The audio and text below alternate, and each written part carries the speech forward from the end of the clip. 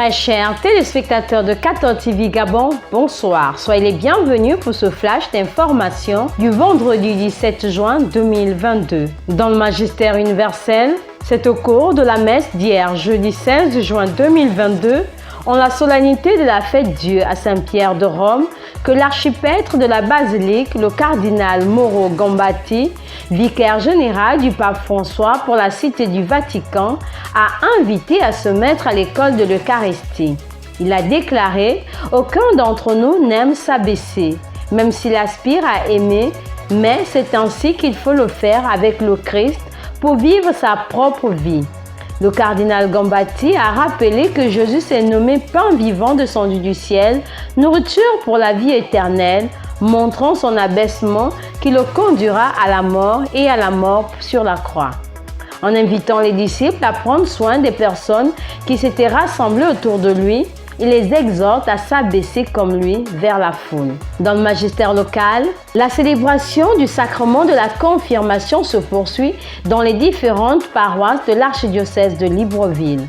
Demain samedi 18 juin 2022, Monseigneur Jean-Patrick Ibaba, archevêque métropolitain de Libreville, administrera le sacrement de la confirmation à la paroisse Notre-Dame des Victoires aux néophytes des paroisses Saint-Joseph de Lalala et Notre-Dame des Victoires.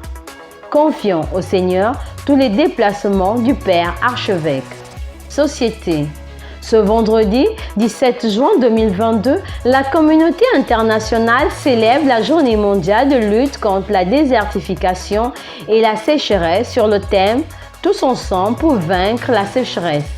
L'objectif est de mettre un accent particulier sur les actions à prendre en amont afin de prévenir la désertification et la sécheresse dans le monde. Selon le rapport 2021 de l'Organisation météorologique mondiale, les chiffres sont inquiétants. D'ici à 2050, les sécheresses pourraient toucher plus des 3/4 de la population mondiale. Aucun pays n'est épargné, d'où l'urgence de la prévention. Cette préoccupation de la communauté internationale rejoint l'appel lancé par le pape François le 24 mai 2015 dans l'encyclique Laudato Si, je cite, « Le défi urgent de sauvegarder notre maison commune inclut la préoccupation d'unir toutes les familles humaines dans la recherche d'un développement durable et intégral, car nous savons que les choses peuvent changer. » Nécrologie.